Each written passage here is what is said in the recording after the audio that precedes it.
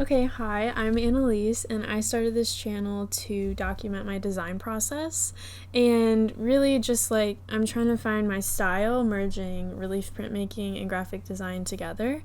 So I wanted to document that and show the process because I feel like a lot of people know about printmaking or did it in high school, but then that's all they do. So thinking about taking it a step further, taking a break from the computer because that's my full-time job, and the last thing I want to do at the end of a workday is sometimes go back on my computer, so trying to find a way that I can do both or be more invigorated by it.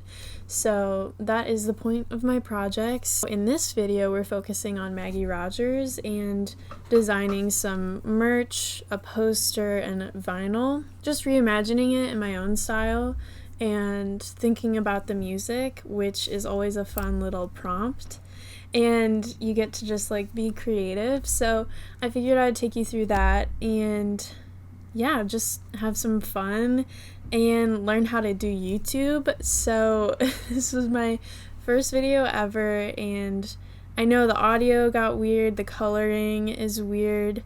It's just sometimes a hot mess, but it's also not bad. It's just not up to my standards. So bottom line is sometimes it gets a little weird, but overall it's fine and it does the trick, and I think it works really well. So that's just me being a perfectionist. So I hope this is helpful. I hope you learn something from it. Maybe it opens up some new doors for you in your design process and what design is instead of just digital. That's what I'm trying to learn too, so join me on this journey.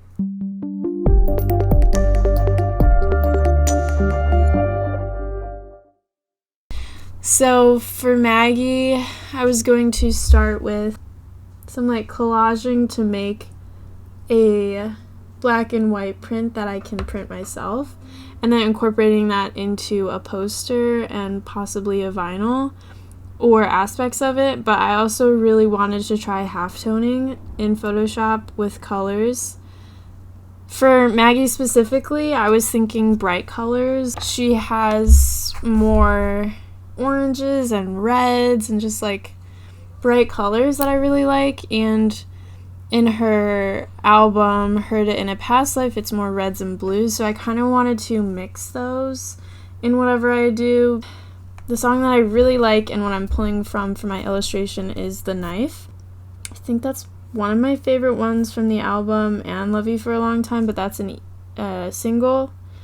I'm just kind of merging things together, whatever that is, but basically when looking into Maggie's music and her as an artist, she really has a lot of personal handwritten type that I want to include because writing to her is so personal, and I think that's really important, and it comes through in her lyrics and songwriting. So definitely want to keep that aspect in. And also she talks a lot about growth and change and just then and now. So I really like the halftone kind of aspect of images and the graininess that she already has. It kind of feels nostalgic, so I definitely want to keep that direction in. When I was sketching, I wrote some notes, just colors that I decided on, little thumbnails. Type, I said handwritten serif, funky manipulated, maybe some sketching. As far as textures, I was thinking overlaid bitmap halftone photos and maybe some scanned objects, flowers, just nature, because she has that as a theme throughout a lot of her stuff. Some patterns and icons that I wanted to incorporate are flowers, arches, and stars. She is very spiritual and a lot to do with astrology and stuff, so I wanted to maybe even the moon, include that. I had some fonts that I found on Adobe that I wanted to play around with, but really just handwritten with some funky text is what I'm feeling, some bold funky text. I made a mood board, I did some research. I am gonna crack open some kombucha for today, anticlimactic, but sometimes it does bubble over. So I'll wait. Risky doing it right here by my keyboard and stuff, but you know, gotta have some adventure. Okay, so for deliverables, I was thinking a vinyl, hoodie and sweatpants set, a zip-up sweatshirt because she wears that in one of her music videos, a t-shirt, a hotel keychain, some sort of hat, whether that's a beanie or a baseball cap, a concert poster, a tote bag, a phone case keychain. I feel like her music is bursting with happiness and is sweet and fresh and new, and it's just like this marriage of like fans and her. Again, she really emphasizes writing, so that's always interesting. I'm going to copy these lyrics to the knife because I think that's what I want to include on this. So this is what I remember doing in high school for printmaking. And then let's just do a threshold here. Kind of smooth things out. I don't know. So that kind of feels better. We'll see how this prints out. Who freaking knows? Okay, now that I have my screen recording figured out, I will dive deeper into Photoshop and my process. Now, I thought it would be cool to put her name and her body on the water. Let's see. Through the fields of our paths, feelings part our ways, keeping us close but estranged now. Dreams holding us closer, meadows of our youth, 107. Okay, let's put this on 8.5 by 11 so that I can print it. Okay, sweet. If this is 8.5 by 11, I want to use all the space I can get. Because I might want to add something to the top. Let me shrink this. That should be good.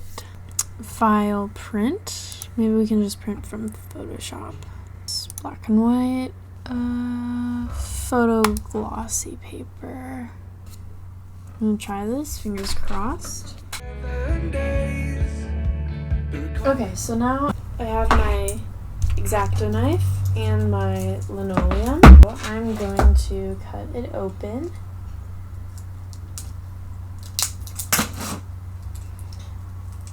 And get it ready so that when I print it,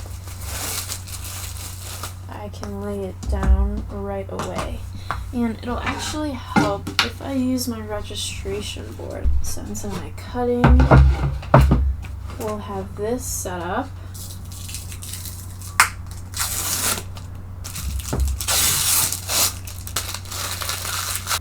Now here is the 8.5 by 11. And I'm going to put it in here since we have to flip that around pretty fast. Pretty clean, so luckily that's easy.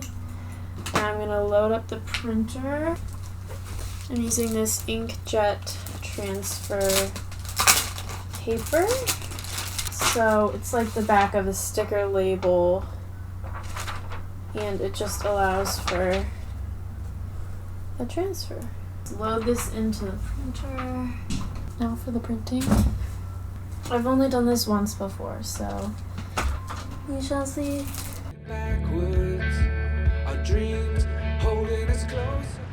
Okay, so this is what it looks like when it comes out. And we are just gonna square it up here. Okay. And now that it's down, just gonna ink it out.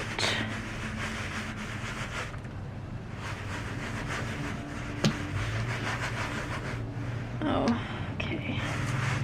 Maybe this isn't the best way to do it. But as you can see, the information that I need is there, and I get to infer the rest. So So here is the plate that came from this. Kind of interesting, I think. So I'm just gonna let this dry and then attack it later tonight. I'm gonna enjoy the sun while it is still out. Look at that. Okay, I'll be back later when this is dry to clean it up and yeah, start cutting.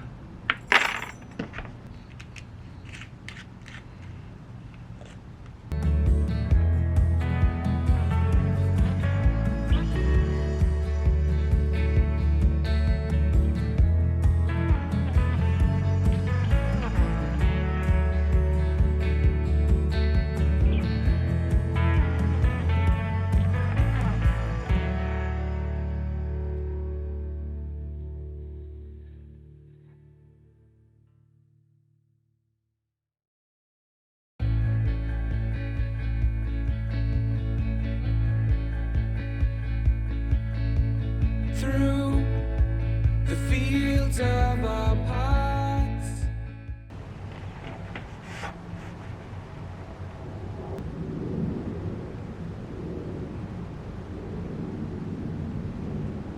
feelings part our ways, keeping us close.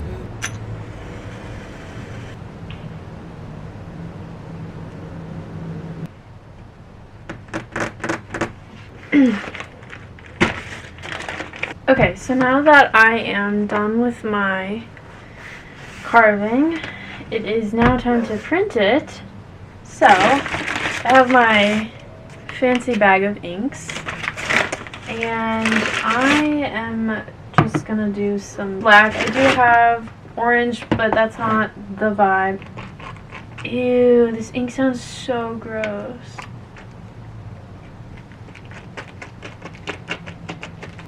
Maybe I should use the fabric and paper. Black. Okay, so I'll need my ink, the palette knife, And since it's just paper, I'll use this roller. And I have my Baron for when I press the paper on there. And I have my registration board for my 8.5 by 11, which is very important and I'm excited to use. I haven't used it yet, so here we go. This is going to be the best sounding part. Let's open this bad boy up. Only need a little. Okay, roll it out.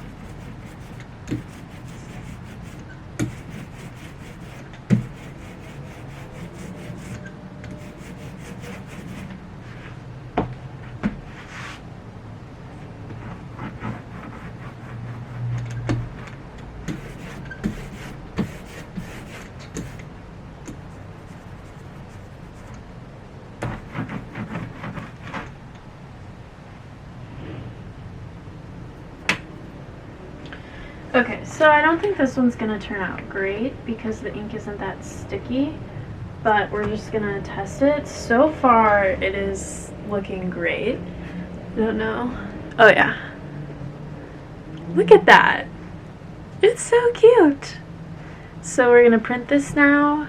Put it on here, and then we get to just line the paper up. I'm only using printer paper because it's just like a passion project. Now that it's down, use the Baron.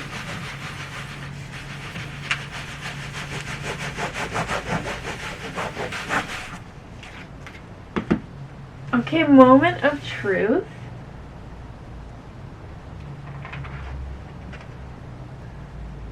Not bad. Not bad for a first print. It's honestly kind of vintagey, so I like it. I'm gonna do one more with some more ink because, ooh, but honestly, I love the texture. One more, but yeah, you get the gist of it. It looks sick. Okay, let's do that again.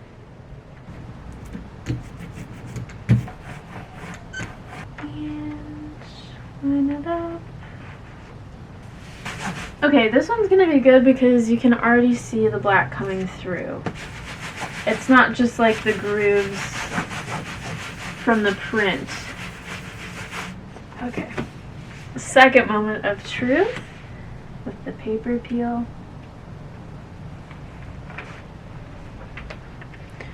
Okay, yeah, much darker. Maybe I'll go for a third one. See if it gets any better than this. Crazy for just cranking it out in one day. Ooh, that is so much better. I'll show you the difference between the first print and the second print. Okay, let's do this one last time with even more ink.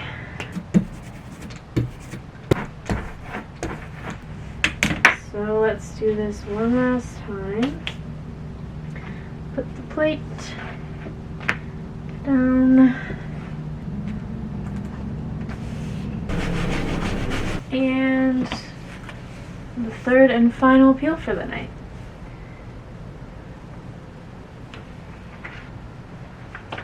Now I'm going to clean up by rinsing everything off. And yeah. I'll scan them in and then we'll start getting back to digital. Okay, so we are back to scan in the print. It is done. I chose to go with the second one because it had the most texture to it that I liked, but it was still dark enough. But yeah, overall, I'm really excited with how it turned out. I guess I didn't have to flip it because somewhere in the process it flipped again, and that's just from me not having printed it in a while. So luckily this doesn't actually matter what side it was, and I can just flip it back in Photoshop. So overall, no biggie, just enjoying learning the process all over again, and I got to use my new tools to help me do that. Okay, so now we get to get in the fun part of the whole thing. Let's open up Photoshop and let's fix this up. So I'm actually hating this one. I'm okay with this part of the print, but and maybe this should be darker. I like the texture here, but I don't necessarily like it on her. So I'm gonna go in and clean some of this up. I guess first maybe getting rid of the white. Okay, delete. And I'm gonna flip this because that's what I want to see. Okay, so we go into edit, transform, flip horizontal. So I'm just getting down into the nitty gritty. We have the white away, and I'm gonna come in and erase these line marks because they're not gonna do much for our purposes. I do like the edges being hard, so I'm glad I did that, but these extra little streaks don't add anything helpful to us. Except style, I guess. It adds style. Okay, better. Now I'm hoping I can make up this area because I freaking don't like it. And we're gonna lasso this terrible area and content aware fill. How is it just black? Okay, so good old clone stamping.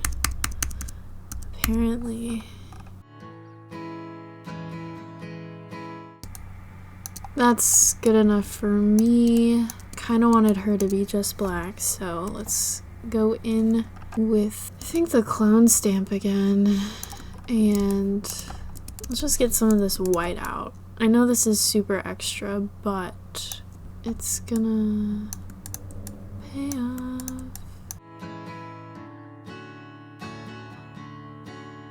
Okay, yeah, that's gonna be really poppy in a good way. Yeah, so I liked this white dotted texture and everything else, but I wasn't loving it on her. So I'm just going in and cleaning it up.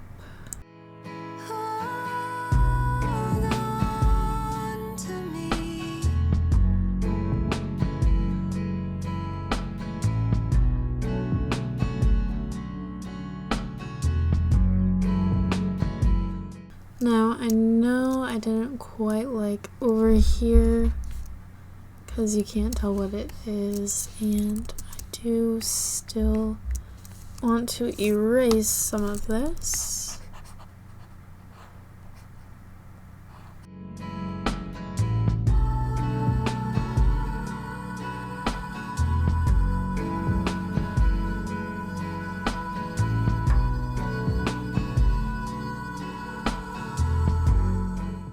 So that's looking fun. The next thing I would do is erase the stuff in here.